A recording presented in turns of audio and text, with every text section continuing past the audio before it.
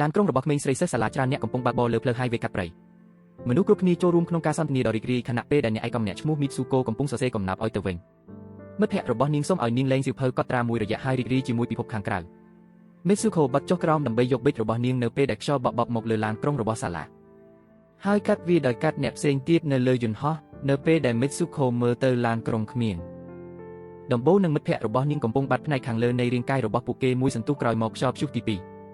ការវាយប្រហារដោយខ្យល់ប៉ុន្តែកូនទា Mitsuko ទាន់ពេលដើម្បីជៀសវាងការសម្លាប់ដូចជាមិត្តរបស់នាងពេលឡានក្រុងឈប់នាងចុះរត់ចុះតាមផ្លូវកាត់ផ្នែកខាងលើនៃមនុស្សស្លាប់ក្មេងស្រីមួយក្រុមមានគ្នា4នាក់កំពុងដើរពីមុខនាងរុញម្នាក់ក្នុងចំណោមពួកគេទៅដីជួយជីវិតនាងដូចក្មេងស្រីដទៃទៀតក៏ជួបវាសនាដូចគ្នាប៉ុន្តែមួយសន្ទុះក្រោយមកក្មេងស្រីស្លាប់ព្យាយាមជួយសង្គ្រោះអ្នកជិះកង់ដោយនៅម្នាក់ឯងម្ដងទៀត Mitsuko រត់ទៅឆ្ងាយនាងអាចនឹងឈានដល់ទន្លេមួយសាកសពក្មេងស្រីសិស្សសាលាជាច្រើនអ្នកត្រូវបានគេយកមកស្រោចលើច្រាំងទន្លេនាងបានសម្អាតមុខរបស់នាងរួចផ្លាស់ប្ដូរទៅជាឯកសណ្ឋានស្អាតមុនពេលដើរជុំវិញផ្លូវ highway ម្ដងទៀតបន្ទាប់ពីដើរអស់ជាច្រើនម៉ោងដោយគ្មានគោលដៅនាងទៅដល់សាលាទាំងអស់ចម្លែកណាស់ឯកសណ្ឋានដែលនាងបានផ្លាស់ប្ដូរទៅត្រូវនឹងឯកសណ្ឋានសាលាក្មេងស្រីហាក់ដូចជាស្គាល់នាង Mitsuko មិនបានសួរពួកគេអ្វីឬប្រាប់ពួកគេអំពីការសម្លាប់រំពាលដែលបានកើតឡើងមុននេះទេនាងស្រឡាំងកាំងពេកក្នុងការប្រតិកម្មភ្លាមនោះអេគីមិត្តស្រីរបស់នាងបានមករកនាងពួកគេមិនមែនទេធ្លាប់ជួបគ្នាមួយរយៈមកហើយប៉ុន្តែអេគីអាងថាពួកគេតែងតែទៅរៀននៅសាលាដដែលនៅពេលដែលខ្យល់បក់បោកមកលើពួកគេ Mitsuko ភ័យស្លន់ស្លោហើយដួលទៅលើដីប៉ុន្តែខ្យល់នេះមិនបង្កគ្រោះថ្នាក់អ្វីឡើយអេគីយកនាងឡើងហើយដាននាងទៅសាលារៀន Mitsuko ហួសពីការយល់ច្រឡំទៅហើយប៉ុន្តែនាងចាត់ទុកព្រឹត្តិការណ៍ពេលព្រឹកជាសុបិនដ៏ភ្លឺថ្លានាងជឿជាក់អេគីនៅពេលដែលនាងនិយាយថាពួកគេតែងតែទៅសាលាពិសេសនេះពេលនៅម្នាក់ឯងក្នុងថ្នាក់រៀន Mitsuko ប្រាប់អេគីអំពីខ្យល់ដែលបានសម្លាប់មិត្តភក្តិសាលារបស់នាងទាំងអស់ហើយចាប់ផ្ដើមមានខ្យល់ខ្លាំងដើម្បីជួយនាងអេគីនាំនាងទៅបង្អួចបង្ហាញនាងថាខ្យល់ពិតជាមានសុវត្ថិភាព Mitsuko លើកដៃរបស់នាងចេញហើយស្ងប់ស្ងាត់បន្ទាប់ពីមានអារម្មណ៍គូស្នេហ៍ញឹមដាក់គ្នាទៅវិញទៅមកដោយគិតពីភាពមិនទំនងនៃស្ថានភាពអេគីសន្មតថា Mitsuko មានករណីភ្លេចភ្លាំងប៉ុន្តែសើចក្រោយមកគូស្នេហ៍មួយគូនេះបានជួបក្រុមមិត្តភក្តិរបស់ខ្លួនហើយសម្រេចចិត្តរំលងថ្នាក់សម្រាប់ថ្ងៃនោះពួកគេទាំង4នាក់រត់ទៅព្រៃទាំងស្រែកលេងស្ថានភាពផ្លូវចិត្តរបស់ Mitsuko គឺផ្ទុយស្រឡះពីអ្វីដែលកាលពីប៉ុន្មានម៉ោងមុននេះនាងភ្លេចអ្វីទាំងអស់អំពីជីវិតអតីតកាលរបស់នាងដោយច្រានចោលវាជាសុបិនក្រុមឈប់ដកដង្ហើមពេលទៅដល់ច្រាំងទន្លេអេគីនិង Mitsuko ក្រឡេកមើលមុខគ្នាហើយលងស្នេហ៍ Mitsuko បន្ទាប់មកប្រាប់ក្មេងស្រីផ្សេងទៀតអំពីសុបិនរបស់នាងម្នាក់ក្នុងចំណោមពួកគេគិតថានាងប្រកាសជាបានចូលទៅក្នុងសកលលោកស្រុកគ្នាមួយពេលព្រឹកនេះប៉ុន្តែអ្នកផ្សេងទៀតសន្មតថានាងគ្រាន់តែព្រើបន្ទាប់មកពួកគេបានឃើញពូកនៅលើដីនៅក្បែរនោះហើយប្រើខ្នើយដើម្បីប្រយុទ្ធលេងខណៈពេលដែលស្លាប់ហោះហើរជុំវិញក្មេងស្រីមើលគ្នាទៅវិញទៅមកដោយកោតសរសើរ Mitsuko ក៏សម្គាល់ឃើញគូស្នេហ៍ស្រឡាញ់ភេទដូចគ្នាឈរមើលក្បែរនោះពួកគេដោយស្នាមញញឹមពូកនិងខ្នើយត្រូវតែជាកម្មសិទ្ធិរបស់ពួកគេប៉ុន្តែវាបានបាត់ពីមុនមក Mitsuko អាចសាកសួរបាននារីម្នាក់បញ្ចេញយោបល់ថាបើចង់ឲ្យការពិតផ្លាស់ប្ដូរត្រូវតែធ្វើអ្វីដែលមិននឹកស្មានដល់នឹងខុសពីធម្មតានាងដើរតាមដោយបញ្ចេញខុសក្នុងឲ្យគេដូចជាក្មេងស្រីសាយពាក្យរបស់នាងហាក់ដូចជាមានសារៈសំខាន់ខ្ពស់ចំពោះ Mitsuko នៅពេលដែលនាងគិតអំពីពួកគេយ៉ាងជ្រាលជ្រៅមួយសន្ទុះក្រោយមកក្មេងស្រីទាំងនោះត្រឡប់ទៅសាលាវិញ Mitsuko និង Eki ស្ថិតនៅក្នុងថ្នាក់រៀននៅពេលដែល Mitsuko កត់សម្គាល់ខ្នើយនៅលើឥដ្ឋពេលនាងរើសវាគ្រូចាប់ផ្ដើមបាញ់មកលើពួកគេជាមួយនឹងកាំភ្លើងយន្តមនុស្សគ្រប់រូបរួមទាំង AK ត្រូវបានសម្លាប់នៅក្នុងឧបទ្ទវហេតុនេះលើកលែងតែ Mitsuko គ្រូនិយាយថានេះជាការដាក់ទោសពួកគេរំលងថ្នាក់នាងហ៊ាននឹងសម្លាប់ Mitsuko ជាប៉ុន្តែមិត្តភក្តិ2នាក់ទៀតរបស់នាងបានមកជួយនាងហើយជួយនាងឲ្យរួចខ្លួនពួកគេក៏ត្រូវបានសម្លាប់ដែរនៅក្នុងដំណើរការប៉ុន្តែមុនពេលស្លាប់ក្មេងស្រីពីដើមប្រាប់ Mitsuko ឲ្យទៅព្រៃប្រសិនបើស្ថានភាពអំពីវនីរវា Mitsuko និងក្មេងស្រីដែលនៅសេសសល់រត់ចេញក្រៅសាលាខណៈដែលនៅតែត្រូវគេបណ្តេញចេញអនដោយគ្រូបង្រៀនភាគច្រើនស្លាប់ប៉ុន្តែមានក្មេងស្រី5នាក់ធ្វើវានៅខាងក្រៅរំពេចនោះខ្យល់បក់បោកសម្រាប់អ្នកផ្សេងទៀតទុកឲ្យ Mitsuko នៅម្នាក់ឯងម្ដងទៀតមុននឹងស្លាប់ក្មេងស្រីទាំងនោះប្រាប់ Mitsuko ថាឥឡូវនេះស្រេចតែនឹងនាងខណៈពេលដែលត្រូវបានតាមដោយខ្យល់ Mitsuko រត់ជាច្រើននាទីមុនពេលទៅដល់ទីក្រុងជាមួយមនុស្សហ្វូងមនុស្សកំពុងដើរតាមផ្លូវប៉ុន្តែនាងបានរុញពួកគេទៅម្ខាងហើយបន្តកំពុងរត់នាងឈប់តែពេលទៅដល់ប៉ុស្តិ៍ប៉ូលីសហើយជួបមន្ត្រីស្ត្រីម្នាក់មន្ត្រីដំបូងឡើយគិតថា Mitsuko គឺជាមនុស្សឈួតព្រោះនាងមិនព្រមនិយាយហើយបានត្រឹមតែចង្អុលទីប៉ុណ្ណោះប៉ុន្តែភ្លាមនោះប៉ូលីសបានហៅនាង Kiko នៅពេលដែល Mitsuko មើលទៅក្នុងកញ្ចក់នាងភ្ញាក់ផ្អើលជាខ្លាំងឃើញថានាងប្រែទៅជាមនុស្សខុសគ្នាទាំងស្រុងប៉ូលីសប្រែថាជាមិត្តរបស់ Kiko Tomoko ដែលរំភើបចិត្តចំពោះពិធីមង្គលការរបស់ Kiko ដែលកើតឡើងនៅប្រមាណម៉ោងទៀត Kiko ដែលជាមនុស្សផ្សេងគ្នាត្រឹមតែប្រមាណវិនាទីមុនមានការភ័ន្តច្រឡំចេញពីចិត្តរបស់នាងមិនអាចគិតត្រង់និងអនុញ្ញាតបានទេ Tomoko ធ្វើអ្វីដែលនាងចង់បានពួកគេជិះឡានទៅវិហារដែលនាងរៀបការ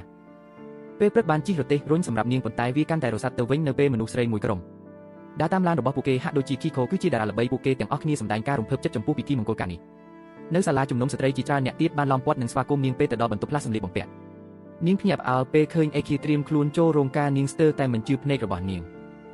ចិត្តរបស់នាងទេនាងព្យាយាមសួរនាងថាមានរឿងអីកើតឡើងប៉ុន្តែអេគីលួចខ្សឹបជាសម្ងាត់ដើម្បីឲ្យនាងស្ងប់ស្ងាត់មួយរយៈនាងក៏សន្យាថានឹងពន្យល់គ្រប់យ៉ាងនៅពេលក្រោយដោយលាតត្រដាងថានាងដឹងអ្វីមួយដែលគីខូមិនបានក្រោយមកខេកូអំពីរបៀបដែលកូនកំឡោះសង្ហាគីខូស្រាប់តែដឹងថានាងមិនអាចរៀបការជាមួយបុរសបានទេនៅពេលដែលនាងស្រឡាញ់អេគីសង្កល់ឃើញការភ័យស្លន់ស្លោរបស់នាងហើយធ្វើឲ្យក្មេងស្រីផ្សេងទៀតចាក់ចេញពីកន្លែងនោះបន្ទប់សម្រាប់ឯកជនភាពមួយចំនួននៅពេលដែលពួកគេនៅម្នាក់ឯងនាងហៅគីខូតាមឈ្មោះពិតរបស់នាងហើយជំរុញឲ្យនាងធ្វើដោយដែលបានប្រាប់គីខូនៅតែមិនដឹងថាមានរឿងអ្វីកើតឡើងប៉ុន្តែនាងជឿជាក់លើអេគីគ្រប់គ្រាន់ដើម្បីធ្វើអ្វីដែលនាងនិយាយបន្ទាប់ពីនាងរៀបចំរួចក្មេងស្រីមួយក្រុមបានចូលមកក្នុងបន្ទប់ដើម្បីអញ្ជើញនាងទៅព្រះវិហារអេគីវីប្រហារពួកគេហើយសម្លាប់ពួកគេទាំងអស់ដើម្បីបង្រៀនគីខូពីរបៀបប្រយុទ្ធមុនបញ្ជូននាងទៅច្រកផ្លូវនាងហុចកែវដែលបែកទៅវីអ្នកណាដែលធ្វើឲ្យនាងមិនស្រួលគីខូដើរចុះតាមច្រកផ្លូវជាមួយកញ្ចក់ជំនួសឲ្យផ្កាភ្ញៀវដែលសុទ្ធតែជាមនុស្សស្រីទះដៃអបអរនាងនៅចុងម្ខាងនៃផ្លូវគឺជីមឈូបញ្ឈរដែលមានកូនកំឡោះរបស់នាងភ្លាមនោះភ្ញៀវចាប់ផ្ដើមធ្វើកាយវិការមិនសមរម្យហើយដោះសម្លៀកបំពាក់ចេញពួកគេចំអកគីខូហើយរុញនាងទៅឈូ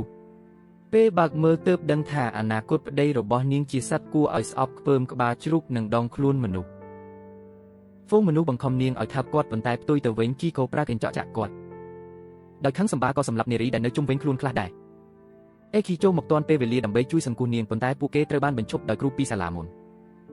ពួកគេប្រយុទ្ធនឹងអ្នកទាំងពីរហើយរត់ចេញក្រៅព្រះវិហារអេគីរវល់តែរំខានគ្រូខណៈគីខូបន្តរត់រហូតដល់ត្រូវក្មេងស្រីម្នាក់នៅក្នុងឈុតមួយឈប់ក្មេងស្រីហៅនាងអ៊ីស៊ូមីហើយអញ្ជើញនាងទៅរត់ម៉ារ៉ាតុងគីខូក្រឡេកមើលមុខរបស់នាងក្នុងកញ្ចក់ហើយភ្ញាក់ផ្អើលពេលឃើញនាងប្រែទៅជាអ្នកផ្សេងឥឡូវនេះនាងគឺជាអ៊ីស៊ូមីដែលជាតារារត់ម៉ារ៉ាតុងដែលគ្រប់គ្នាពេញចិត្តហ្វូងមនុស្សដ៏ច្រើនអបអរនាងពេលនាងរត់ជាមួយមិត្តភ័ក្តិរបស់នាងមិត្តភ័ក្តិរបស់នាងបានបង្ហាញថានាងតែងតែជាអ្នករត់ប្រណាំងដ៏ល្អម្នាក់តាំងពីថ្នាក់មធ្យមសិក្សាអ៊ីស៊ូមីមិនមានតម្រុយអ្វីដែលពួកគេកំពុងនិយាយនោះទេប៉ុន្តែមកដល់ពេលនេះនាងមិនចង់ដឹងចម្លើយឡើយមិនយូរប៉ុន្មាននាងចាប់ផ្ដើមរីករាយហើយឃើញមិត្តភ័ក្តិរបស់នាងពីសាលាកំពុងរត់តាមនាងប៉ុន្តែក្រោយមកកូនជ្រូកនិងគ្រូចាប់ផ្ដើមដេញតាមពីក្រោយក្មេងស្រីសុំឲ្យអ៊ីស៊ូមីក្លាហានព្រោះនាងគឺជាមនុស្សតែម្នាក់គត់ដែលអាចគេចផុតពីពិភពលោកនេះ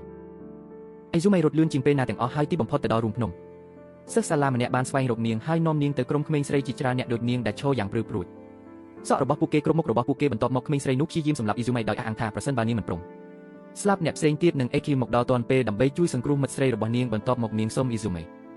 ពាក្យដែលខ្ញុំគឺមីស៊ូខូនៅពេលដែលអ៊ីស៊ូមីធ្វើដូចដែលបានប្រាប់នាងត្រឡប់ទៅទម្រង់ដើមរបស់នាងវិញដូចជាមីស៊ូខូជាជំហានចុងក្រោយដើម្បីគេចចេញពីពិភពលោកនេះមីស៊ូខូត្រូវទាញខ្សែពីរចេញមកតាមរយៈក៏ដៃរបស់អេគីដែលនឹងកាត់នាងពាក់កណ្ដាលនាងមិនចង់ធ្វើបាបមនុស្សដែលខ្លួនស្រឡាញ់ទេភាគច្រើនប៉ុន្តែអេគីបង្ខំនាងឲ្យទាញខ្សែជាលទ្ធផលនាងត្រូវបានកាត់ពាក់កណ្ដាលហើយមីស៊ូខូបានចូលទៅក្នុងពិភពពិតនាងបានបញ្ចប់នៅក្នុងភោជនីយដ្ឋានមួយដែលតួអង្គប្រុសដំបូងនៅក្នុងខ្សែភាពយន្តត្រូវបានគេឃើញពេលដើរចូលទៅមុខទៀតនាងឃើញមនុស្សប្រុសខូចចិត្តមួយក្រុមសម្លឹងមើលផ្ទាំងខ្សែរបស់នាងអ៊ីស៊ូមីនិងគីខូវាប្រែថានាងស្ថិតនៅក្នុងទីក្រុងដ៏អាក្រក់មួយដែលមានឈ្មោះថា Men's World